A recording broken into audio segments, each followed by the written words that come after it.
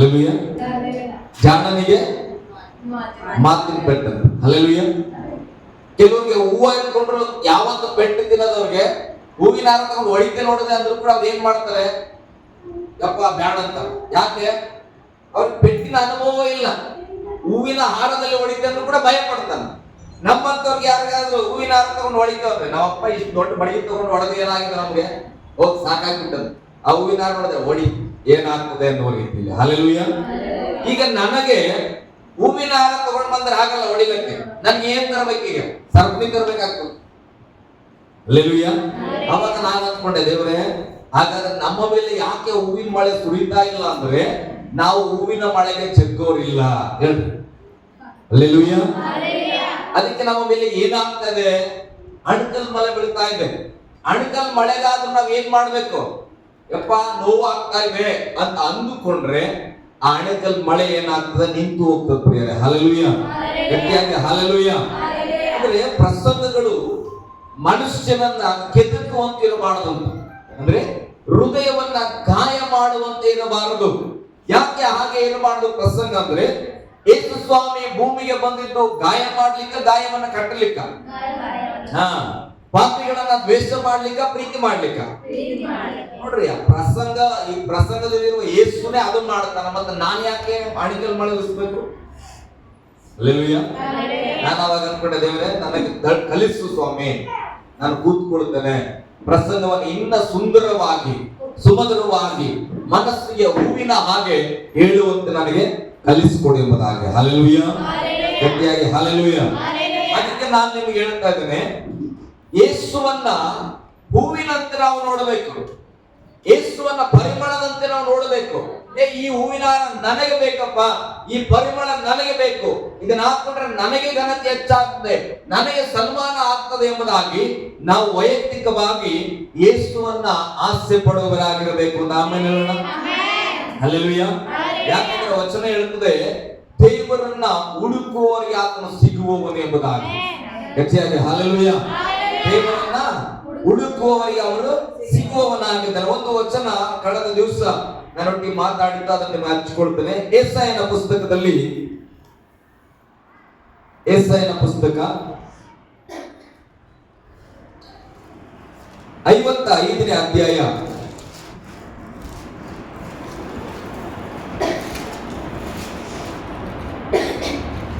11ನೇ ವಚನ ಓದಿ.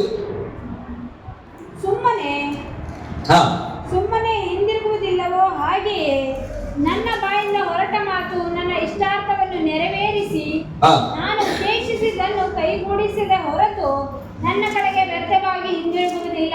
ಹಲ್ಲೆಲೂಯಾ. ಇಲ್ಲಿ ಯೆಶಾಯನ ಗ್ರಂಥದಲ್ಲಿ ಹೀಗೆ ಬರೆಯಲ್ಪಟ್ಟಿದೆ, ನನ್ನ ಬಾಯಿಂದ ಹೊರಟ ಮಾತು ನನ್ನ ಇಷ್ಟಾರ್ಥವನ್ನು ನೆರವೇರಿಸಿ ನಾನು ಉದ್ದೇಶಿಸಿದ್ದನ್ನು ಕೈಗೂಡಿಸದೆ ಹೊರತು ಹಿಂತಿರುಗಿ ಅದು ಬರುವುದಿಲ್ಲ. ಹಲ್ಲೆಲೂಯಾ. ಆದ್ರೆ ಇಂದಿನ ಸಂಗತಿಗಳನ್ನ ಗಮನಿಸುವಾಗ ಮಳೆ ಆಕಾಶದಿಂದ ಭೂಮಿಗೆ ಸುರಿಯಲ್ಪಡುತ್ತದೆ. ಮಳೆ ಏನಾಗ್ತದೆ? ಆಕಾಶದಿಂದ ಭೂಮಿಗೆ ಸುರಿಯಲ್ಪಡುತ್ತದೆ. ಆ ಮಳೆ ನೀರು ಆಕಾಶದಿಂದ ಭೂಮಿಗೆ ಬಂದ ಮೇಲೆ ಆ ಭೂಮಿಯಿಂದ ಮತ್ತೆ ಆ ನೀರು ಆಕಾಶಕ್ಕೆ ಹೋಗ್ತದೆ? ಇಲ್ಲ, ಹೋಗ್ತದೆ. ಆದ್ರೆ ಮಳೆಯಾಗಿ ಬಿದ್ದಂತ ನೀರು ಈ ಭೂಮಿಯಿಂದ ಸುಮ್ಮನೆ ವಾಪಸ್ಸು ಮೋಡವಾಗಿ ಹೋಗುವುದಿಲ್ಲ. ಹಾಗಾದ್ರೆ ಅದು ತಿರುಗಿ ಮೋಡವನ್ನ ಆಗಿ ಸೇರುವವರೆಗೆ ಒಂದು ಕ್ರಿಯೆ ಮಾಡ್ತದೆ. ಈ ಭೂಮಿಯಲ್ಲಿ ಮಳೆ ಬಿದ್ದ ತಕ್ಷಣ ನಿಮ್ಮೆಲ್ಲರಿಗೂ ನೆನಪಿರಬಹುದು, ನೀವು ನೋಡಿರ್ತೀರಿ, ಮಳೆಗಾಲ ಮುಂದೆ ಬರ್ತದೆ ಮೇ ಜೂನ್ ನಲ್ಲಿ, ಬೇಕಾದ್ರೆ ನೋಡಿ ಅಬ್ಸರ್ವ್ ಮಾಡಿ, ಎಲ್ಲ ಒಣಗಿ ಹೋಗಿರ್ತದೆ. ಮಳೆ ಬಿದ್ದ ತಕ್ಷಣ ನೆಕ್ಸ್ಟ್ ಡೇ ಅಥವಾ ಒಂದು ಥರ್ಡ್ ಡೇ ಹೋಗಿ ನೋಡಿದ್ರೆ ಏನಾಗುತ್ತದೆ? ಆ ಭೂಮಿ ಮೇಲೆ ಹಸಿರಿನ ಗಿಡಗಳು ಬೆಳಿಲಿಕ್ಕೆ ಪ್ರಾರಂಭ ಮಾಡುತ್ತವೆ. ಅಂದ್ರೆ ಆಕಾಶದಿಂದ ಬಿದ್ದ ಮಳೆ ಅದು ಬಂದ ಕೆಲಸ ಏನ್ ಗೊತ್ತಾ? ಭೂಮಿಯನ್ನ ಹಸುರಾಗಿ ಮಾಡಿ ಆಮೇಲೆ ಅದು ಆವಿಯಾಗಿ ಮೇಲೆ ಹೋಗುವಂತದ್ದಾಗಿದೆ. ಹಲ್ಲೆಲೂಯಾ. ನೀನು ಉಳ್ತೀಯೋ ಬಿದ್ದಿಯೋ ಬಿಡ್ತೀಯೋ ಅದು ನಿನ್ನ ವಿಚಾರ. ಆದ್ರೆ ಮಳೆ ಬಂದ ಉದ್ದೇಶ ಏನು? ಭೂಮಿಯಲ್ಲಿ ಗಿಡಗಳನ್ನ ಅದು ಬೆಳೆಸಿ ಅದು ಮೇಲೆ ಹೋಗುವಂತದ್ದಾಗಿದೆ. ಹಲ್ಲೆಲೂಯಾ. ಗಟ್ಟಿಯಾಗಿ ಹಲ್ಲೆಲೂಯಾ. ಹಾಗಾದ್ರೆ ನಿನಗೂ ಒಂದು ಎಕರೆ ಹೊಲ ಇದೆ, ನನಗೂ ಒಂದು ಎಕರೆ ಹೊಲ ಇದೆ ಅಂತ ಅಂದುಕೊಡ್ರಿ. ನಮ್ಮೆಲ್ಲರಿಗೂ ಒಂದೊಂದು ಎಕರೆ ಹೊಲ ಇದೆ. ಎಲ್ಲರ ಹೊಲದ ಮೇಲೆ ಮಳೆ ಬಿದ್ದಿತ್ತು. ಹಲ್ಲೆಲೂಯಾ. ಮಳೆಯ ಉದ್ದೇಶ ಉದ್ದೇಶ ಏನು? ಆ ಭೂಮಿಯಲ್ಲಿ ಫಲವನ್ನ ಬೆಳೆಸುವಂತ ಉದ್ದೇಶ, ಅಂದ್ರೆ ಹಸಿರಾಗಿ ಮಾಡುವಂಥದ್ದು. ಈಗ ನನ್ನ ಹೊಲದಲ್ಲಿ ಏನ್ ಮಾಡಿದ್ದೇನೆ, ಒಂದು ಸೊಗಸಾದ 1 ಕೆಜಿ ಜೋಳವನ್ನ ತೆಗೆದುಕೊಂಡು ಹೋಗಿ ಮಳೆ ಬಂದಾಗ ನಾನು ಬಿತ್ತಿದೆ. ಹಲ್ಲೆಲೂಯಾ. ನಿಮ್ಮಲ್ಲೂ ಕೆಲವರು ಏನ್ ಮಾಡಿದ್ರಿ, ಜೋಳವನ್ನೇ ಬಿತ್ತಿದ್ರಿ. ಕೆಲವರು ಏನ್ ಮಾಡಿಲ್ಲ, ಮಳೆ ಬಿದ್ದರೂ ಕೂಡ ತಲೆ ಕೆಡಿಸ್ಕೊಳ್ಳಿಲ್ಲ. ಆ ಮಳೆ ಬಿದ್ದಾಗ ಉಳುಮೆ ಮಾಡಲಿಲ್ಲ, ಅದ್ರಲ್ಲಿದ್ದಂತ ಕೆಟ್ಟ ಗಿಡಗಳನ್ನ ತೆಗೆದಾಕ್ಲಿಲ್ಲ, ಜೋಳವನ್ನು ಕೂಡ ಹಾಕ್ಲಿಲ್ಲ. ಹಲ್ಲೆಲೂಯಾ. ಆದ್ರೆ ಸ್ವಲ್ಪ ದಿನ ಆದ್ಮೇಲೆ ಹೋಗಿ ನೋಡ್ತೇವೆ, ನಾವು ಜೋಳ ಬಿತ್ತಿದವರ ಹೊಲದಲ್ಲಿ ಜೋಳ ಬೆಳೆದಿತ್ತು ಪ್ರಿಯರೇ. ಹಲ್ಲೆಲೂಯಾ. ಈಗ ಏನು ಬಿತ್ತದೇ ಇರುವವರ ಹೊಲದಲ್ಲಿ ಹಂಗೆ ಖಾಲಿ ಮಣ್ಣಿದ್ದ ಏನಾಗಿರ್ತದೆ? ನೀನು ಜೋಳ ಬಿತ್ತಿದ್ದೀಯೋ ಬಿಡ್ತೀಯೋ, ಬಟ್ ಆ ಭೂಮಿಯಲ್ಲಂತೂ ಏನಾದ್ರೂ ಒಂದು ಬೆಳೆದೇ ಬೆಳೀತದೆ. ಹಲ್ಲೆಲೂಯಾ. ಗಟ್ಟಿಯಾಗಿ ಹಲ್ಲೆಲೂಯಾ. ಒಂದು ಸಂಗತಿ, ಹೊಲದಲ್ಲಿ ಜೋಳನ ನಾನು ಬಿತ್ತಿದೆ, ಸ್ತೋತ್ರ. ನಿನ್ನ ಹೊಲದಲ್ಲಿ ನೀನು ಏನನ್ನೂ ಬಿತ್ತಿಲ್ಲ, ಯಾಕೆ ಅಲ್ಲಿ ಬೇಡವಾದ ಗಿಡ ಬೆಳೀತು? ಯಾರಾದ್ರೂ ಬಿತ್ತಿದ್ರ? ಇಲ್ಲ, ಉಳುಮೆ ಮಾಡಿಸಿಲ್ಲ ನೀನು. ಆದ್ರೆ ನಾನು ಕಷ್ಟಪಟ್ಟು ಉಳುಮೆ ಮಾಡಿಸಿದ ಜೋಳ ಇನ್ನ ಇಷ್ಟು ಬೆಳೆದಿದ್ರೆ ನಿನ್ನ ಹೊಲದಲ್ಲಿ ಜೋಳಕ್ಕಿಂತ ಹೆಚ್ಚಾಗಿ ಬೆಳೆದಿರ್ತದೆ. ಬಿತ್ತನೆ ಮಾಡದ ಹೊಲದಲ್ಲಿ ಹೆಚ್ಚಾಗಿ ಬೆಳೆದಿರ್ತದೆ. ಕಾರಣ ಏನು? ಹಲ್ಲೆಲೂಯಾ. ಬೈಬಲ್ ಹೇಳ್ತದೆ, ಆದಾಮನ ಪಾಪ ಮಾಡಿದ ಕ್ಷಣದಿಂದ ಭೂಮಿಯಲ್ಲಿ ಮುಳ್ಳು ಗಿಡಗಳು ಬೆಳೆದು. ಹಲ್ಲೆಲೂಯಾ. ಹಾಗಾದ್ರೆ ಪಾಪ ಯಾರಿಗೆ ಸಂಬಂಧಪಟ್ಟದ್ದು? ಸೈತಾನನಿಗೆ ಸಂಬಂಧಪಟ್ಟದ್ದು. ಹಲ್ಲೆಲೂಯಾ. ನಾವು ಹೇಗೆ ಒಳ್ಳೆಯ ಜೋಳವನ್ನ ಬಿತ್ತುತ್ತೇವೋ, ಹಾಗೆ ಸೈತಾನ್ ನಮ್ಮ ಹೊಲದಲ್ಲಿ ಆತನ ಮುಳ್ಳು ಗಿಡಗಳನ್ನು ಕೂಡ ಆತನು ಬಿತ್ತುವವನಾಗಿದ್ದಾನೆ. ಹಲ್ಲೆಲೂಯಾ. ಆತನ ಅದಕ್ಕೆ ಫಲವತ್ತಾಗಿ ಬೆಳೆಸುವವನಾಗಿದ್ದಾನೆ. ನಾವು ಅಂದುಕೊಳ್ಳುತ್ತೇವೆ, ನಾವು ಏನು ಮಾಡಿಲ್ಲಲ್ಲ ಸ್ವಾಮಿ, ನಾವು ತಪ್ಪು ಮಾಡಿಲ್ಲಲ್ಲ, ನಾನು ಪಾಪ ಮಾಡಿಲ್ಲಲ್ಲ, ನಾನು ಸುಳ್ಳು ಹೇಳಿಲ್ಲಲ್ಲ, ನಾನು ಯಾರಿಗೂ ಮೋಸ ಮಾಡಿಲ್ಲಲ್ಲ, ನನ್ನ ಜೀವಿತದಲ್ಲಿ ಯಾಕೆ ಕಷ್ಟಗಳು ಬರ್ತಾ ಇದೆ? ಹಲ್ಲೆಲೂಯಾ. ಯಾಕೆ ಬರ್ತಾ ಇದೆ ಅಂದ್ರೆ, ನೀನು ನಿಜ ಕೆಟ್ಟದ್ದು ಮಾಡಿಲ್ಲ, ಒಳ್ಳೇದು ಮಾಡಿಲ್ಲ, ಏನು ಮಾಡಿಲ್ಲ. ಆದ್ರೆ ನಿನ್ನ ಹೊಲವನ್ನ ಏನಾಗಿ ಬಿಟ್ಟಿದ್ದೀನಿ ನೀನು? ಈ ಹೃದಯವೆಂಬ ಹೊಲವನ್ನ ಖಾಲಿಯಾಗಿ ಬಿಟ್ಟಿದ್ದೀನಿ. ಹಲ್ಲೆಲೂಯಾ. ಅಲ್ಲಿ ಬಿತ್ತಬೇಕಾದಂತ ಬೀಜವನ್ನು ಕೂಡ ನೀನು ಬಿತ್ತಲಿಲ್ಲ. ಆ ಬಿತ್ತಿದ ಬೀಜವನ್ನ ಬೆಳೆಸಬೇಕು ಅನ್ನೋ ಅನುಭವ ಕೂಡ ನಿನಗೆ ಇಲ್ಲ. ಆ ಬೀಜವನ್ನ ಕಾಪಾಡ್ಕೊಳ್ಬೇಕು, ಆ ಗಿಡವನ್ನ ಅನುಭವ ಕೂಡ ಇಲ್ಲ. ಅದರ ಪಾಡಿಗೆ ಖಾಲಿ ಇದ್ದಿತ್ತು. ಖಾಲಿ ಇದ್ದ ಹೊಲದಲ್ಲಿ ಸೈತಾನ ಏನ್ ಮಾಡಿದ್ರು, ಆತನಿಗೆ ಇಷ್ಟ ಬಂದದನ್ನ ತಂದು ಆತನು ಬಿತ್ತಿದ್ದಾನೆ. ಅದು ಬೆಳೀತಾ ಇದೆ. ಬಿತ್ತುವಾಗ ನೋವಾಗ್ಲಿಲ್ಲ, ಬೆಳೆಯುವಾಗ ನೋವಾಗ್ಲಿಲ್ಲ. ಆದ್ರೆ ಬೆಳೆದೀಗ ಮುಳ್ಳಿನ ಗಿಡವಾಗಿದೆ. ಯಾವ ಕಡೆ ಮುಟ್ಟಿದ್ರು ಕೂಡ ನಮ್ಗೆ ನೋವಾಗ್ತದೆ. ಹಲ್ಲೆಲೂಯಾ. ಗಟ್ಟಿಯಾಗಿ ಹಲ್ಲೆಲೂಯಾ. ಆದ್ರೆ ಮೇಲಿಂದ ಬಂದ ಮಳೆ ಅಂತೂ ಅದ್ರ ಕೆಲಸ ಮಾಡದೆ ವಾಪಸ್ ಹೋಗಲ್ಲ. ಅದೇನ್ ಮಾಡ್ತದೆ, ಏನು ಹೊಲದಾಗಿ ಬಿತ್ತಾರೋ ಅದನ್ನ ಅದೇನ್ ಮಾಡುತ್ತೆ, ಫಲವತ್ತಾಗಿ ಬೆಳೆಯುವಂತೆ ಅದಕ್ಕೆ ಸಾರಾಂಶವನ್ನು ಕೊಟ್ಟು ಅದು ಹೋಗಿ ಬಿಡ್ತದೆ. ಹಲ್ಲೆಲೂಯಾ. ಗಟ್ಟಿಯಾಗಿ ಹಲ್ಲೆಲೂಯಾ. ನಾನು ಕೇಳಲಿಕ್ಕೆ ಬರುವಂತ ಸಂಗತಿ, ದೇವರ ವಾಕ್ಯ ಕೂಡ ಹಾಗೆ ಹೇಳ್ತದೆ, ಆ ಮಳೆ ಹೇಗೆ ಬಂದು ವಾಪಸ್ ಹೋಗುವಾಗ ಅದರ ಪ್ರತಿಫಲ ಕೊಡದೆ ಹೋಗುವುದಿಲ್ಲವೋ, ಹಾಗೆ ನನ್ನ ಬಾಯಿಂದ ಹೊರಟು ಬಂದ ಮಾತು ಅದು ಕಾರ್ಯವನ್ನ ಸಾಧಿಸದೆ ಮತ್ತೆ ದೇವರ ಇಷ್ಟವನ್ನ ಅದು ನೆರವೇರಿಸದೆ ವಾಪಸ್ ದೇವರ ಬಳಿ ಹೋಗಲ್ಲ. ಗಟ್ಟಿಯನ್ನು ಆಮೇಲೆ ಹೇಳ್ಬೋದು ಮಾತು. ಹಲ್ಲೆಲೂಯಾ. ದೇವರೀಗ ನನ್ನನ್ನ ನೋಡಿ ಒಂದು ವಾಗ್ದಾನ ಮಾಡಿದಂತ ಇಟ್ಕೊಡ್ರು, ಬೇಡ ಇಂದ ಬೈಬಲ್ ಹೋಗೋಣ. ಹಲ್ಲೆಲೂಯಾ. ಅಬ್ರಾಮನನ್ನ ನೋಡಿ ದೇವರು ವಾಗ್ದಾನ ಮಾಡಿದ್ರು, ಏನಂತ? ಅಬ್ರಾಮನೇ, ನಿನ್ನನ್ನು ನಾನು ಬಹು ಸಂತಾನವುಳ್ಳವನಾಗಿ ಮಾಡುತ್ತೇನೆ. ದೇವರಿಂದ ಹೊರಟು ಬಂದ ಮಾತು 75 ವರ್ಷದಲ್ಲಿ ಹೊರಟು ಬಂದಿತ್ತು. 24 ವರ್ಷ ಕಳೆದು ಹೋಯಿತು. 24 ವರ್ಷ ಕಳೆದ ಮೇಲೆ ಆದ್ರೂ ಕೂಡ ಅಬ್ರಾಮನಿಗೆ ಮಕ್ಕಳಾದೂ ಇಲ್ಲ ಆಗಿತ್ತು. ಅಂದ್ರೆ ದೇವರ ಬಾಯಿಂದ ಹೊರಟ ಮಾತು ಅಬ್ರಾಮನಿಗೆ ಮಕ್ಕಳನ್ನ ಕೊಡದೆ ದೇವರಿಗೆ ಹಿಂದಕ್ಕೆ ಹೋಗಿ ಸೇರಿಲ್ಲ. ಹಲ್ಲೆಲೂಯಾ. ಗಟ್ಟಿಯಾಗಿ ಹಲ್ಲೆಲೂಯಾ. ಅದೇ ರೀತಿಯಾಗಿ ಯಾಕೋಬನನ್ನ ದೇವರ ಆಶೀರ್ವದಿಸಲ್ಪಡ್ತಾನ. ಯಾಕೋಬನಿಗೆ ದೇವರು ಹೇಳ್ತಾನ, ನಿನ್ನ ಸಂತತಿಯನ್ನ ಬಹು ಸಂತತಿ ಉಳ್ಳವರಾಗಿ ನಾನು ಮಾಡುತ್ತೇನೆ ಎಂಬುದಾಗಿ ಹೇಳಿದ ದೇವರು ಯಾಕೋಬನಿಗೆ ಒಳ್ಳೆ ಸಂತತಿಯನ್ನ ಕೊಟ್ಟ ದೇವರಾಗಿದ್ದಾನೆ. ಹಲ್ಲೆಲೂಯಾ. ಗಟ್ಟಿಯಾಗಿ ಹಲ್ಲೆಲೂಯಾ. ಒಂದು ಸಂಗತಿ, ದೇವರ ಬಾಯಿಯಿಂದ ಬಂದದ್ದು ನೆರವೇರುವಂತದಾಗಿದೆ. ಆ ವಚನ ಇನ್ನೊಂದ್ಸರಿ ಓದೋದು ನನಗೆ ಬಹಳ ಇಷ್ಟ ಆಯ್ತು. ಸುಮ್ಮನೆ ಹಿಂದಿರುಗುವುದಿಲ್ಲ. ಅದು ಬೇಡ, ಹಾಗೆಯೇ ನನ್ನ ಬಾಯಿಂದ ಹೊರಟ ಮಾತು, ದೇವರ ಬಾಯಿಯಿಂದ ಹೊರಟ ಮಾತು ನನ್ನ ಇಷ್ಟಾರ್ಥವನ್ನು ನೆರವೇರಿಸಿ. ಯಾರ ಇಷ್ಟಾರ್ಥವನ್ನ? ದೇವರ ಬಾಯಿಂದ ಹೊರಟು ಬಂದ ಮಾತು ದೇವರ ಇಷ್ಟಾರ್ಥವನ್ನ ನೆರವೇರಿಸದೆ, ನಾನು ಉದ್ದೇಶಿಸಿದ್ದನ್ನು ನೋಡಿ, ದೇವರು ಉದ್ದೇಶಿಸಿದ್ದನ್ನು ಕೈಗೂಡಿಸದ ಹೊರತು ನನ್ನ ಕಡೆಗೆ ವ್ಯರ್ಥವಾಗಿ ಹಿಂದಿರುಗುವುದಿಲ್ಲ. ಹಲ್ಲೆಲೂಯಾ. ಈ ವಚನಕ್ಕಾಗಿ ನಾನು ದೇವರಿಗೆ ಕೋಟಿ ಕೋಟಿ ಸ್ತೋತ್ರ ಹೇಳ್ತೇನೆ. ಕಾರಣ ಏನು ಗೊತ್ತಾ? ನಾನು ಅಂದುಕೊಂಡಿದ್ದೆ, ದೇವರ ನನ್ನ ಸೇವೆ ಗ್ರೌತ್ ಆಗಲ್ಲೇನು, ನಾನು ಅಭಿವೃದ್ಧಿ ಆಗಲ್ವೇನು, ನನ್ನ ಜೀವಿತ ಆಶೀರ್ವದಿಸಲ್ಪಡುವುದಿಲ್ಲವೇನು, ನಾನು ಹೀಗೆ ಬಡವಾಗೆ ಇರ್ತೇನ, ಸಮಸ್ಯೆಗಳಲ್ಲೇ ಇರ್ತೇನೆ ಅಂತ ಅಂದುಕೊಳ್ತಾ ಇದ್ದೆ. ಆದ್ರೆ ದೇವರು ನನ್ನೊಟ್ಟಿಗೆ ಹಾಕಿದ್ರು, ಮಗ, ನಿನ್ನನ್ನ ಕುರಿತಾಗಿ ಒಂದು ಮಾತನ್ನ ನನ್ನ ಬಾಯಿಂದ ನಾನು ಹೊರಡಿಸಿದ್ರೆ ಅದು ನನ್ನ ಇಷ್ಟ, ಆಮೆನ್. ನಂದಲ್ಲ, ಅದು ದೇವರ ಇಷ್ಟ. ಹಲ್ಲೆಲೂಯಾ. ದೇವರು ತಾಯಿಯ ಗರ್ಭದಲ್ಲಿದ್ದಾಗಲೇ ನನ್ನನ್ನ ನಿಮ್ಮನ್ನ ಆರಿಸಿಕೊಂಡು ಈ ಸೇವೆಗಾಗಿ ಕರೆಯಲ್ಪಟ್ಟಿದ್ರೆ, ದೇವರ ಮಕ್ಕಳಾಗ್ಲಿಕ್ಕೆ ಆತನ ಇಷ್ಟಪಟ್ಟು ಕರೆಯಲ್ಪಟ್ಟ ಮೇಲೆ ನಾವು ದೇವರ ಮಕ್ಕಳಾಗದೆ ಇರುವುದಕ್ಕೆ ಸಾಧ್ಯನೇ ಇಲ್ಲ. ಹಲ್ಲೆಲೂಯಾ. ಇದು ಅರ್ಥ ಆಗಿಲ್ಲ ಅಂತ ಅನಿಸ್ತದೆ ನನಗೆ. ನಿನ್ನನ್ನ ದೇವರ ಮಗ ಆಗಿ ನೀನು ಇರಬೇಕು, ನೀನು ದೇವರ ಮಗಳಾಗಿರ್ಬೇಕು, ನೀನು ಪರಲೋಕ ರಾಜ್ಯದಲ್ಲಿ ರಕ್ಷಣೆ ಹೊಂದಿಕೊಳ್ಳೇಬೇಕು, ಯೇಸುವಿನ ಬಲಪಾಸದಲ್ಲಿ ಕೂತ್ಕೊಳ್ಳೇಬೇಕು ಅಂತ ಹೇಳಿ ದೇವರು ನಿರ್ಣಯ ಹೊರಡಿಸಿ ಒಂದು ಆಜ್ಞೆಯನ್ನ ಹೊರಡಿಸಿದ್ರೆ, ನೀನು ಎಲ್ಲೇ ಇರು, ಹೇಗೆ ಇರು, ಎದ್ದಿರು ಬಿದ್ದಿರು ಪರವಾಗಿಲ್ಲ. ಹಲ್ಲೆಲೂಯಾ. ಆದ್ರೆ ಆ ಮಾತು ನಿನ್ನಲ್ಲಿ ಕಾರ್ಯ ಸಾಧಿಸದೆ ವಾಪಸ್ ದೇವ್ರ ಬಳಿ ಹೋಗಿ. Yes, amen. ಹಲ್ಲೆಲೂಯಾ.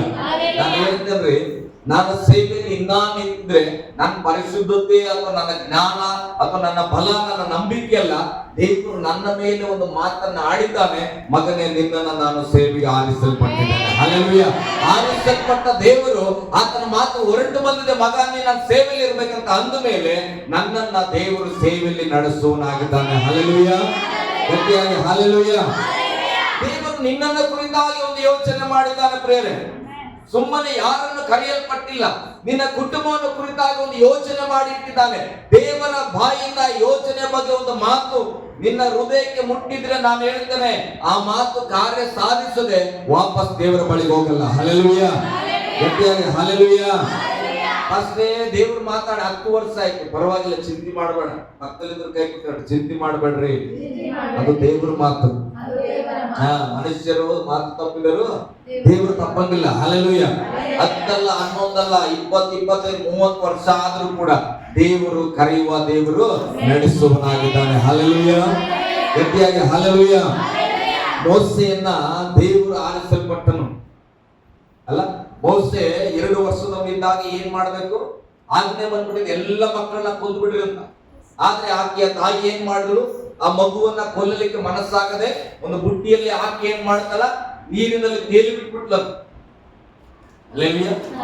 ಎಲ್ಲ ಮಕ್ಕಳು ಸತ್ರು. ಹಾಗಾದ್ರೆ ಆ ಮಕ್ಕಳ ತಾಯಂದ್ರಿಗೆ ಏನ್ ನೋವಾಗಿಲ್ಲ, ದುಃಖ ಆಗಿಲ್ಲ, ಅವ್ರ ಮಕ್ಕಳು ಚೆನ್ನಾಗಿದ್ದಿಲ್ಲ. ಎದ್ದ ತಾಯಿಗೆ ಅವ್ರ ಮಗುಗಿಂತ ಸುಂದರವಾಗಿ ಯಾರು ಕಾಣಿಸಲ್ಲ, ಅವ್ರ ಮಗುನೇ ಹೀರೋ.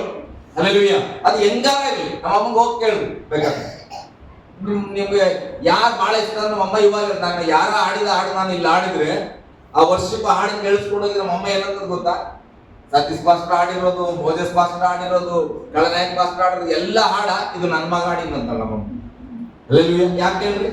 ಅವ್ರು ಆಡಿರೋದು ನಮ್ಮಮ್ಮ ಕೇಳಿಲ್ಲ, ನಾನು ಆಡೋದನ್ನ ಕೇಳಿದಲ್ಲ. ಅದಕ್ಕೆ ಅವ್ರು ಆಡ್ತಾ ಇರೋದು ಯೂಟ್ಯೂಬ್ ಅಲ್ಲಿ ಬಂದ್ರು ಕೂಡ ನನ್ನ ಮಗ ಹಾಡಿಂದ ಹಾಡು ಅಂತ ಆಡ್ತಾವ. ಹಲ್ಲೆಲೂಯಾ.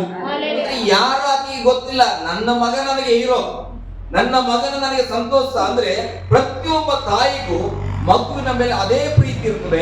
ಆದ್ರೆ ಇಡೀ ಎಲ್ಲ ಜನ 2 ವರ್ಷದ ಮಕ್ಕಳನ್ನ ಕೊಂದಾಕಿದ್ದಾರೆ.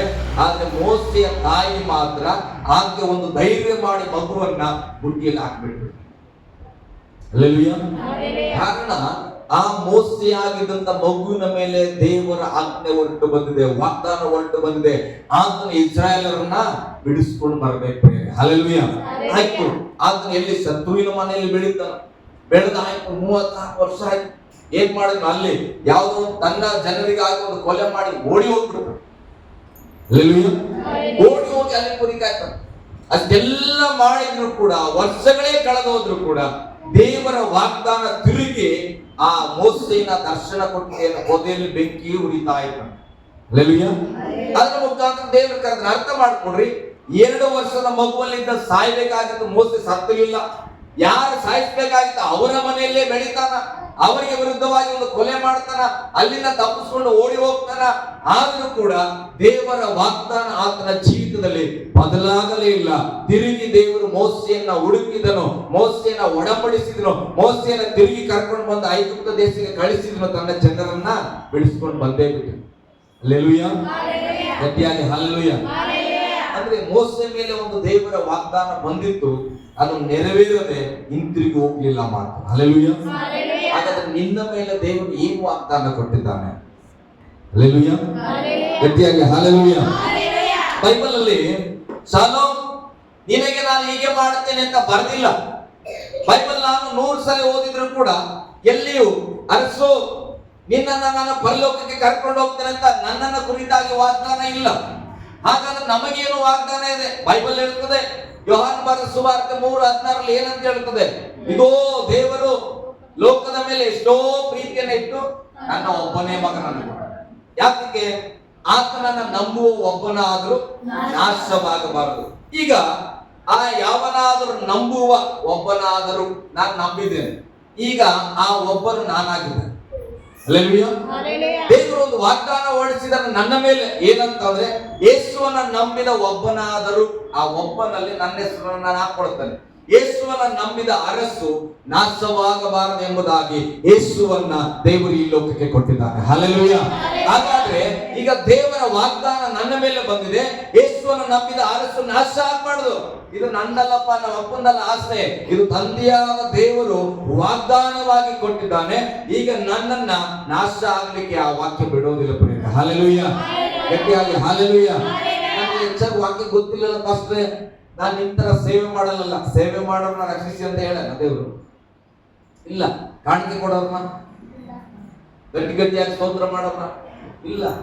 ಯೇಸುವನ್ನ ಯಾರು ಹೃದಯ ತುಂಬ ನಂಬುತ್ತಾರೋ ಅವರನ್ನ ದೇವರು ರಕ್ಷಿಸುವನಾಗಿದ್ದಾನೆ. ಹಲ್ಲೆಲೂಯ. ಆ ರಕ್ಷಣೆ ನಂತರ ಸ್ತೋತ್ರ ಇದೆ, ಕಾಣಿಕೆ ಇದೆ, ಸೇವೆ ಇದೆ, ಹಾಡಾಗಿದೆ, ಎಲ್ಲ ಇದೆ. ಆದ್ರೆ ಮೊದಲನೇದಾಗಿ ನಮಗೆ ರಕ್ಷಣೆಗೆ ನಮ್ಮ ನಂಬಿಕೆ ಬಹಳ ಪ್ರಾಮುಖ್ಯವಾಗಿದೆ. ಹಲ್ಲೆಲೂಯ. ಗಟ್ಟಿಯಾಗಿ ಹಲ್ಲೆಲೂಯ. ನಾನು ಹೇಳ್ತೇನೆ, ಪ್ರಸಂಗ ಹೆಂಗೆ ಕೇಳಲಿ, ಎಂತ ಮಳೆ ಬಿದ್ದರೂ ಕೂಡ ನಾವೇನ್ ಮಾಡಬೇಕು? ಹೂವಿನ ಮಳೆ ಅಂತ ತೆಗೆದುಕೊಳ್ಬೇಕು. ನೋಡ್ರಿ, ಜೋಳ ಬಿತ್ತಿದ ಹೊಲದಲ್ಲಿ ಮಳೆ ಬೀಳ್ತಾ ಆಗ್ತದೆ. ಅದು ಏನಂದ್ಕೊಳ್ತದೆ? ಅಪ್ಪ ಮಳೆ ಬೀಳ್ತಾ ಇದೆ, ನಾನು ಬೆಳಿಬೇಕಂತ ಜೋಳ. ಈಗ ಪಕ್ಕದ ಹೊಲದಲ್ಲಿ ಏನಾಗಿದೆ? ಬೇರೆ ಮುಳ್ಳಿನ ಗಿಡ ಬಿದ್ದಿದೆ, ಬೀಜಗಳು. ಈಗ ಮಳೆ ಬೀಳ್ತಾ ಇದೆ, ಮುಳ್ಳಿನ ಬೀಜ ಏನಾದ್ರೂ ನೊಂದ್ಕೊಳ್ತದ? ಅದು ಕೂಡ ಖುಷಿ ಪಡ್ತದೆ. ಏನಂತ? ನಾನ್ ಬೆಳಿಬೇಕಂತದ. ಎರಡಲ್ಲ ಆಸೆ ಬೆಳಿಬೇಕಂತಾನೆ. ಮಳೆ ಬರೋದು ಎರಡನ್ನೂ ಬೆಳೆಸ್ತದ. ಹಾಗೆ ನಮ್ಮ ಹೃದಯದಲ್ಲಿ ವಾಕ್ಯವನ್ನ ದೇವರು ಬಿತ್ತುತ್ತಾಗ ಪ್ರೇರೆ, ಆ ಹೃದಯದಲ್ಲಿ ಬಿದ್ದಂತ ವಾಕ್ಯಕ್ಕೆ ಯಾವಾಗಲೂ ಬೆಳೆಯುವ ಆಸೆ, ಜೀವಿಸುವ ಆಸೆ, ಅಭಿವೃದ್ಧಿ ಆಗುವ ಆಸೆ. ಆದ್ರೆ ಆ ಬೀಳುವ ಮಳೆಯನ್ನು, ಒಳಗೆ ಬಿದ್ದ ಬೀಜವನ್ನ ನಾವು ಹೇಗೆ ಕಾಪಾಡಿಕೊಳ್ತೀವಿ ನಮ್ಮ ಹೊಲದಲ್ಲಿ, ಅದು ಪ್ರಾಮುಖ್ಯವಾಗಿದೆ. ಹಲ್ಲೆಲೂಯ. ಬಿದ್ದಂತ ಮಳೆ, ಬಿದ್ದಂತ ಬೀಜವನ್ನ ನಾವು ಜಾಗೃತಿಯಾಗಿ ಕಾಪಾಡಿಕೊಂಡ್ರೆ ನಮ್ಮ ಹೃದಯದಲ್ಲಿ ಅದು ಸಮೃದ್ಧಿಯಾಗಿ ವಾಸ ಮಾಡ್ಕೊಂಡು. ಅದಕ್ಕೆ ವಚನ ಹೇಳ್ತದೆ, ಕರ್ತನ ವಾಕ್ಯಗಳು ನಿಮ್ಮ ಹೃದಯದಲ್ಲಿ ಸಮೃದ್ಧಿಯಾಗಿ ವಾಸಿಸಲಿ. ಹಲ್ಲೆಲೂಯ. ಒಂದು ಜೋಳ ಬಿದ್ದು ಅದು ಬೆಳೆದ ಮೇಲೆ, ತನ್ನನ್ನು ತಾನು ನಶಿಸಿಕೊಂಡು ಬೆಳೆದ ಮೇಲೆ ಒಂದು ತೆನೆ ಆಗ್ತದೆ. ಹಾಗೆ ಒಂದು ವಾಕ್ಯ ಸಾಕು ನಾವು ರಕ್ಷಣೆ ಹೊಂದಲಿಕ್ಕೆ. ದೇವರು ನಮ್ಮ ಮೇಲೆ ಪ್ರೀತಿ ಮಾಡನಪ್ಪ, ನಾನು ನಂಬಿಕೆ ಇಟ್ಟಿದ್ರೆ ರಕ್ಷಣೆ ತಂದಿದೆ. ಈಗ ಆ ವಾಕ್ಯ ಮೊಳಕೆ ಹೊಡಿಬೇಕು. ಒಂದು ವಚನದಿಂದ ಮತ್ತೊಂದು ವಚನ ಹೇಗೆ ಅವರು ಗ್ರೌತ್ ಆಗ್ತಾರೆ, ಹೇಗೆ ರಕ್ಷಣೆ ಹೊಂದ್ತಾರೆ, ವಚನಗಳನ್ನು ನಾವು ತಿಳಿದುಕೊಳ್ಬೇಕಾಗಿದೆ. ಹಲ್ಲೆಲೂಯ. ಗಟ್ಟಿಯಾಗಿ ಹಲ್ಲೆಲೂಯ. ಎಲ್ಲೋ ಪಾಸ್ಟರ್ ಅವರು ಒಂದು ಉದಾಹರಣೆಯನ್ನ ತೋರಿಸ್ತಾ ಇದ್ರು. ನನಗೆ ಬಹಳ ಇಷ್ಟ ಆಯ್ತು. ಒಂದು ಊರಲ್ಲಿ ಒಂದು ಕಾಗೆ ಇತ್ತು. ಏನಿದ್ರಿ? ಒಂದು ಕಾಗೆ ಇತ್ತು. ಅದು ಏನ್ ಮಾಡ್ತಾ ಇತ್ತು? ಕಾಗೆ ಕಾ ಕಾ ಕಾ ಅಂತ ಕೂಗ್ತಾ ಇತ್ತು. ಅಲ್ಲಿ ಕೂತಿದ್ದ ಒಬ್ಬ ಮನುಷ್ಯ ಏನ್ ಮಾಡಿದ್ರು? ಕಲ್ಲು ತಗೊಂಡು ಹೊಡೆದ್ರು. ಅದು ಯಾಕೆ? ಕಾ ಕಾ ಅನ್ನೋದು ಶಬ್ದ ಏನಾಗ್ತದೆ? ಕರ್ಕಶವಾಗಿ ಅಲ್ಲ, ಹಿಂಸೆ ಆಗ್ತದೆ ಆತನಿಗೆ. ಕಲ್ಲು ತಗೊಂಡು ಹೊಡೆದ್ರು. ಆವಾಗ ಕಾಗೆ ಏನ್ ಮಾಡ್ತು? ಏನಪ್ಪಾ ಈ ಊರಿನ ಜನ ಇಷ್ಟು ಕೆಟ್ಟವರು ಅಂತ ಹೇಳಿ ಅದೇನ್ ಮಾಡ್ತು? ಬೇರೆ ಊರಿಗೆ ವಲಸೆ ಹೋಯ್ತು. ವಲಸೆ ಹೋದಾಗ ಕಾಗೆ ಏನ್ ಮಾಡಿತ್ತು? ಅಲ್ಲಿ ಹೋದ್ಮೇಲೆ ಏನ್ ಮಾಡ್ತದೆ? ಕಾ ಕಾ ಅಂತ ಇತ್ತು. ಅದು ನಮ್ಮ ಭಾರತ ದೇಶ ಅಲ್ಲ, ಅಮೆರಿಕ ಇದ್ದಂಗೆ. ಹಲ್ಲೆಲೂಯ. ಅವ ಏನ್ ಮಾಡಿದ್ರು? ಜೇಬೊಳಗಿಂದ ಒಂದು ಗನ್ ತೆಗೆದು, ಗನ್ ನೋಡಿದ ತಕ್ಷಣ ಕಾಗೆ ಏನ್ ಮಾಡ್ತು? ಯಪ್ಪ, ಇದಕ್ಕಿಂತ ಭಾರತದ ವಾಸಿ ಅಂತ ಓಡಿ ಬಂತು. ಹಲ್ಲೆಲೂಯ.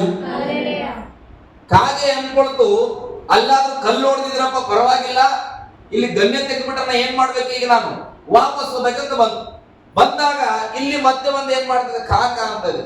ಕಾಕ ಅನ್ನುವಾಗ ಅದರ ಕಣ್ಣಿಗೆ ಒಂದು ದೃಶ್ಯ ಬಿದ್ದಿತ್ತು.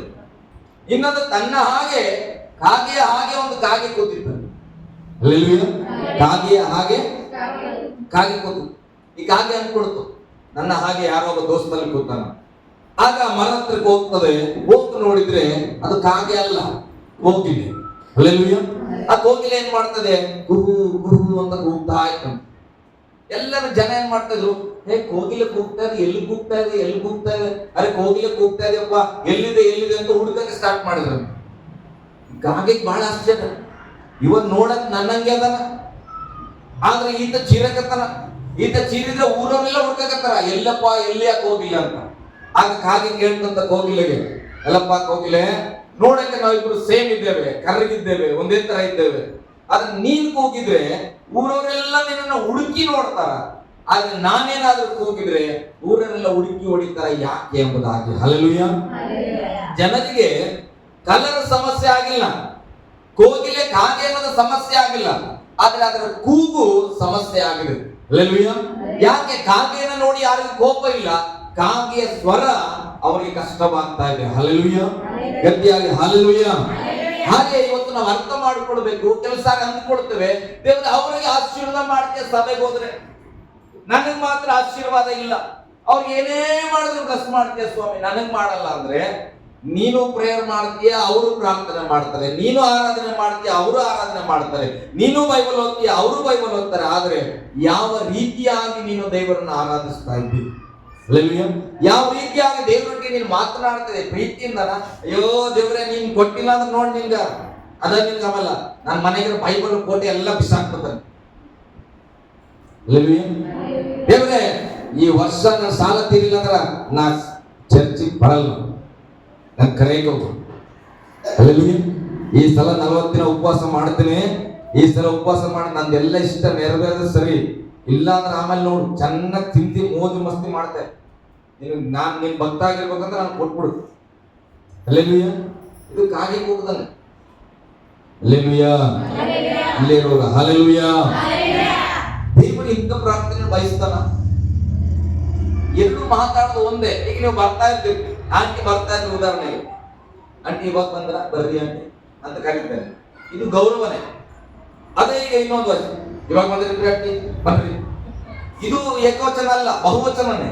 ಅದ್ರ ಹೇಳಿದ ರೀತಿ ಹೇಗಿದೆ, ಬಹುವಚನದಲ್ಲಿ ಹೇಳಿದ್ರು ಕೂಡ ಆಂಟಿ ಗೊತ್ತಾಗ್ತದೆ ಯಾವ ವಚನ ಅಲ್ಲ. ಹಲ್ಲೆಲೂಯಾ. ಅಂದ್ರೆ ನಾವು ಮಾತನಾಡುವ ಸ್ವರಕ್ಕಿಂತಲೂ ಭಾವನೆ ಬಹಳ ಪ್ರಾಮುಖ್ಯ ದೇವರ ಮುಂದೆ. ಅರ್ಥ ಮಾಡಿಕೊಡ್ರಿ, ನೀನು ಹೇಗೆ ದೇವರೊಟ್ಟಿಗೆ ಮಾತಾಡ್ತಾ ಇದ್ದೀವಿ, ಹೇಗೆ ಆರಾಧನೆ ಮಾಡ್ತದೆ ಅನ್ನೋದಕ್ಕಿಂತ ಯಾವ ಭಾವನೆಯೊಟ್ಟಿಗೆ ನೀನು ಪ್ರಾರ್ಥಿಸ್ತಾ ಇದ್ದೀವಿ, ಯಾವ ಭಾವನೆಯೊಟ್ಟಿಗೆ ದೇವರು ಸ್ತುತಿ ಮಾಡ್ತೀರಿ, ಆರಾಧನೆ ಮಾಡ್ತೀರಿ, ಅದನ್ನ ದೇವರು ಮೆಚ್ಚಿಕೊಳ್ತಾ ಇದ್ದಾನ. ನಮ್ ಕಲರ್ ಮುಖ್ಯ ಅಲ್ಲ ಪ್ರೇರೆ ಅಲ್ಲ, ಮನುಷ್ಯರಿಗೆ ಕಾಗೆ ಕಲರ್, ಕೋಗಿಗೆ ಕಲರ್ ಮುಖ್ಯ ಇಲ್ಲ.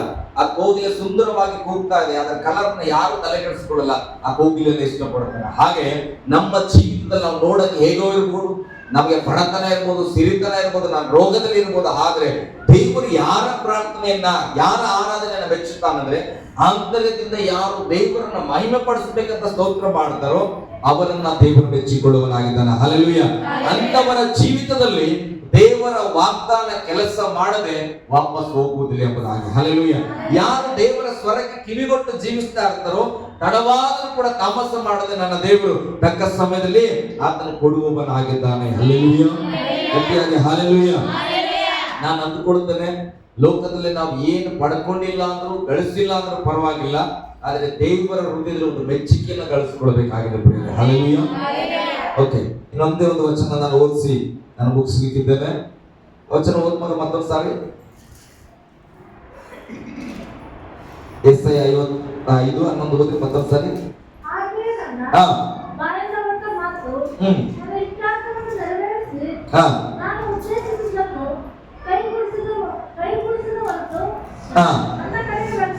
ವ್ಯರ್ಥವಾಗಿ ಬರುವುದಿಲ್ಲ. ದೇವರ ಮಾತು ವ್ಯರ್ಥವಾಗುವುದಿಲ್ಲ. ಹೇಳಿ, ದೇವರ ಮಾತು ವ್ಯರ್ಥವಾಗುವುದಿಲ್ಲ. ಹಲ್ಲೆಲೂಯಾ. ಹಾಗೆ ಒಂದು ವಚನ ಹೇಳ್ತದೆ, ಕರ್ತನ ರಾಜ್ಯಕ್ಕಾಗಿ ನೀನು ಪಟ್ಟ ಪ್ರಯಾಸ ಎಂದೂ ವ್ಯರ್ಥವಾಗುವುದಿಲ್ಲ. ಇಲ್ಲಿ ಬಂದು ಒಂದು ಹಾಡ ಹಾಡುವಾಗ ನೀನು ಚಪ್ಪಾಳೆ ಹೊಡೆದಿದ್ರೆ ನಿನ್ನ ಚಪ್ಪಾಳೆ ವ್ಯರ್ಥವಾಗಿಲ್ಲ. ಕಳೆದ ದಿವಸ ದಿನಕರ್ತ ಒಂದು ಸ್ಟೇಟಸ್ ಇಟ್ಟಿದ್ರು, ನನ್ಗೆ ಬಹಳ ಇಷ್ಟ. ಹಲ್ಲೆಲೂಯಾ. ಸಭೆಯಲ್ಲಿ ಎವರಿ ಹ್ಯಾಂಡ್ ಇಸ್ ಅಂದ್ರೆ ಪ್ರಾಮುಖ್ಯ ಅಲ್ಲ, ಹಂಗೆ ಇತ್ತ. ಪ್ರತಿಯೊಂದು ಕರೆಗಳು ಬಹಳ ಇಂಪಾರ್ಟೆಂಟ್ ಅಂತ. ಅಂದ್ರೆ ನಾನೊಬ್ಬ ಸೇವಕ ಆಗಿ ಗಣ್ಯ ಮೈಕ್ ಹಿಡ್ಕೊಂಡು ಮಾತಾಡ್ತಾ ತಮ್ಮಲ್ಲಿ ಪಿಯೋನ ಬಾರಿಸ್ಬೋದು, ಅಥವಾ ಯಾರೋ ಒಬ್ರು ಹಾಡ ಆಡಬಹುದು, ಒಬ್ರು ಜಲ್ಲಾರೆ ಬಾರಿಸ್ಬೋದು, ಏನೂ ಗೊತ್ತಿಲ್ಲ.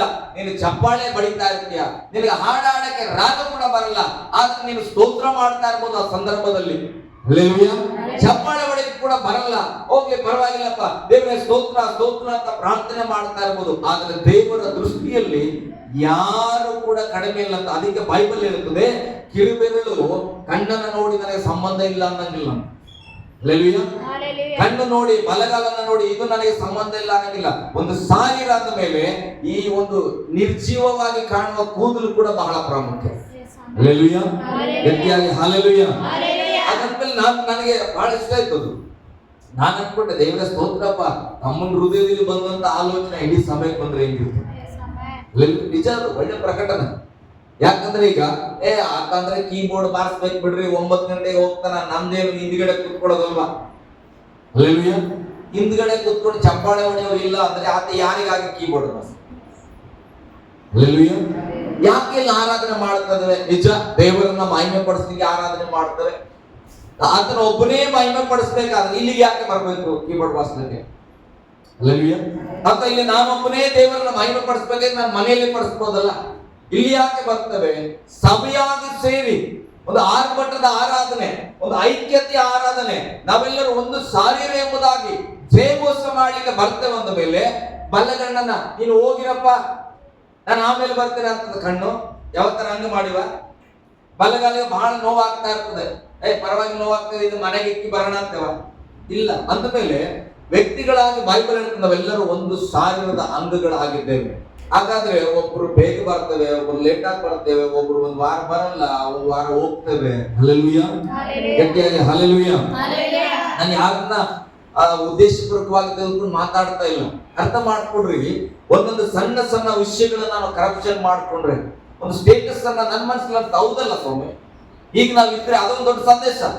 ನಾವೆಲ್ಲರೂ ಪ್ರಾಮುಖ್ಯ ಅಂತ ಯಾವಾಗ ಅಂದುಕೊಳ್ತೇವೋ ಸಭೆ ಉಚ್ಚಿಮನದಲ್ಲಿ ಹೋಗ್ತದೆ. ಒಂದು ಕುಟುಂಬದಲ್ಲಿ ಇರುವಾಗ ಒಂದು ಸಣ್ಣ ಮಗುವಿನಿಂದ ಹಿಡಿದು ಮೃತ ಪ್ರಾಯದವರವರೆಗೂ ಕೂಡ ಬಹಳ ಪ್ರಾಮುಖ್ಯ. ಹಲ್ಲೆಲೂಯಾ. ಮಗು ಅದೇನ್ ಮಾಡ್ಕೊಂಡ್ ಬಿಡ್ರಿ ಅಂದ್ರೆ, ಒಬ್ಬ ತಾಯಿ ಹೇಳ್ತಾರೆ ಏನಂತ ಗೊತ್ತಾ, ಯಾರಿಲ್ಲ ಅಂದ್ರೂ ಪರವಾಗಿಲ್ಲ, ಆ ಮಗು ಇದ್ರೆ ನಾನು ಒಂದು ದಿನವನ್ನ ಬೇಕಾದ್ರೆ ಕಳೀತೇನೆ. ಹಲ್ಲೆಲೂಯಾ. ಮನೆಯವರೆಲ್ಲ ಇದ್ರು ಮನಸ್ಸು ಬರಲ್ಲ, ಒಂದು ಮಗು ಇದ್ರೆ ಏನಾಗ್ತದೆ, ಒಂದು ದಿನ ವರ್ಷನೇ ಕಳೀತಾರೆ. ಅಂದ್ರೆ ಅರ್ಥ, ನಮ್ಮ ಲೆಕ್ಕದಲ್ಲಿ ಮಗು ನಾವೇನಾದ್ರು ಡಿಸ್ಕಷನ್ ಮಾಡೋದು ಲೆಕ್ಕಕ್ಕಿಲ್ಲ, ಆದ್ರೆ ಬೋರ್ ಆದಾಗ ಆ ಮಗು ನಮಗೆ ಸಂತೋಷವನ್ನು ತರುವಂತ. ಹಲ್ಲೆಲೂಯಾ. ನಾವು ಅನ್ಕೊಳ್ತೇವೆ ಅಜ್ಜ ಅಜ್ಜಿ ಇದ್ರು ಅಂದ್ರೆ ಬಹಳ ಬೇಸರ ಆಗ್ತದ, ಆದ್ರೆ ಅವ್ರು ಏನಾದ್ರು ಊರಿಗೆ ಹೋದ್ರೆ ತಿಳ್ಕೊಡ್ರಿ ಏನಿಸ್ತದ, ಅವ್ರು ಕೂತಿ ಸ್ಥಳ ನೋಡಿದ್ರೆ ಬೇಜಾರು ಅಲ್ಲ. ಇಲ್ಲಿ ಕೂಡ್ತಾ ಇರೋರು ಹೇಳ್ತಾ ಇರೋರು ಮಾಡ್ತಾ ಇರೋದು ಅಂದ್ರೆ ಪ್ರತಿಯೊಬ್ಬರು ಪ್ರಾಮುಖ್ಯ ಪ್ರಯತ್ನ. ಕುಟುಂಬ ಅಂತ ಬರುವಾಗ, ಸಭೆ ಅಂತ ಬರುವಾಗ, ದೇವರ ರಾಜ್ಯ ಅಂತ ಬರುವಾಗ ನಾನು ನೀನು ಯೋಚಿಸುವ ಹಾಗೆ ಇಲ್ಲ, ದೇವರು ಯೋಚಿಸುವಂಥದ್ದು ನಾವೆಲ್ಲರೂ ಪ್ರಾಮುಖ್ಯವಾಗಿದ್ದೇವೆ. ನಾವೆಲ್ಲರೂ ಪ್ರಾಮುಖ್ಯವಾಗಿದ್ದೇವೆ. ಹಲ್ಲೆಲೂಯಾ. ಹಾಗಾದ್ರೆ ಅಬ್ರಾಮನ ಜೀವಿತದಲ್ಲಿ ಬಂದ ವಾಗ್ದಾನ ಕ್ರಿಯೆ ಮಾಡಿದ್ರೆ, ಯಾಕೋಬನ ಜೀವಿತದಲ್ಲಿ ಬಂದಂತ ವಾಗ್ದಾನ ಕ್ರಿಯೆ ಮಾಡಿರುವುದಾದ್ರೆ, ಅದೇ ದೇವರು ನನ್ನನ್ನ ಕುರಿತಾಗಿ ನಿನ್ನನ್ನ ಕುರಿತಾಗಿ ಒಂದು ವಾಗ್ದಾನ ಮಾಡಿದ್ರೆ ಆ ವಾಗ್ದಾನ ಕೂಡ ನೆರವೇರದೆ ವಾಪಸ್ ವ್ಯರ್ಥವಾಗಿ ದೇವರ ಬಳಿಯಲ್ಲಿ ಹೋಗಲ್ಲ. ಹಲ್ಲೆಲೂಯಾ. ಗಟ್ಟಿಯಾಗಿ ಹಲ್ಲೆಲೂಯಾ. ನಾನಿದನ್ನ ಹೀಗೆ ಅನ್ವಯಿಸಿಕೊಂಡು ನನ್ನ ಜೀವಿತ, ದೇವರೇ ನನಗೆ ವಾಗ್ದಾನ ಯಾವುದು ಹೀಗೆ ಯೋಚನೆ ಮಾಡ್ತಾರೆ. ದೇವರು ನನ್ನ ಹೃದಯದಲ್ಲಿ ಹಾಕಿದನು, ಅರಸೆ ನೀನೇ ನನ್ನ ವಾಗ್ದಾನ, ನಿನಗೆ ನಾನು ಯಾಕೆ ವಾಗ್ದಾನ ಕೊಡ್ಲಿ? ನಿನ್ನನ್ನ ನನ್ನ ಜೀವವಾಗಿ, ನನ್ನ ಶ್ವಾಸವನ್ನ ನಿನ್ನಲ್ಲಿ ಊದಿ ನಿನ್ನನ್ನೇ ಈ ಲೋಕಕ್ಕೆ ಒಂದು ವಾಗ್ದಾನವಾಗಿ ಕಳಿಸಿದ್ದೇನೆ. ನಿನ್ನನ್ನ ಯಾವ ಉದ್ದೇಶಕ್ಕೆ ಕಳಿಸಿದ್ದೇನೋ ಆ ಉದ್ದೇಶ ಮುಗಿಯುವುದರೊಳಗೆ ನೀನು ಯಾವ ಆಕ್ಸಿಡೆಂಟ್ ಅಲ್ಲಿ ಹೋದ್ರು ನಾನು ಕರ್ಕೊಂಡು ಹೋಗಲ್ಲ. ಹಲ್ಲೆಲೂಯಾ. ನಿಮ್ಗೆ ಅರ್ಥ ಆಗ್ಲಿಲ್ಲ, ಎಲ್ಲಾದ್ರೂ ಒಂದು ಗಟ್ಟಿಯಾದ ಆಮೇಲೆ ಬರ್ತಿದ್ದಕ್ಕೆ ಅರ್ಥ ಆಗ್ತದ? ನೀನು ದೇವರ ಒಂದು ವಾಗ್ದಾನ ಪ್ರಿಯರೇ. ದೇವರು ನಿನ್ನ ತಾಯಿಯ ಗರ್ಭದಲ್ಲಿ ಹಾಕುವಾಗಲೇ ಒಂದು ಉದ್ದೇಶ ಇಟ್ಟಿದ್ದಾನೆ. ಈ ಮಗಳು ಈ ಮಗನು ಈ ಲೋಕದಲ್ಲಿ ಏನೋ ಮಾಡಬೇಕು, ಏನನ್ನೋ ಸಾಧಿಸಬೇಕು, ಏನೋ ದೇವರ ಸಾಕ್ಷಿಯಾಗಿ ಇರ್ಬೇಕಂತ ಕಳಿಸಲ್ಲ. ಆ ಸಾಕ್ಷಿ ಪರಿಪೂರ್ಣವಾಗುವವರೆಗೆ ದೇವರ ಚಿತ್ತ ನನ್ನ ಜೀವಿತ ಏನಾಗಿರ್ಬೇಕು ಅಂದುಕೊಂಡನೋ ಅದು ಈ ಭೂಮಿಯಲ್ಲಿ ಪರಿಪೂರ್ಣವಾಗುವವರೆಗೆ ಯಾವ ರೋಗ, ಯಾವ ಬಾಧೆಗಳು, ಯಾವ ಸಮಸ್ಯೆಗಳು ನಮ್ಮನ್ನ ಈ ಲೋಕದಿಂದ ದೇವರ ಬಳಿಗೆ ವಾಪಸ್ ಒಯ್ಲಿಕ್ಕೆ ಆಗಲ್ಲ. ಹಲ್ಲೆಲೂಯಾ.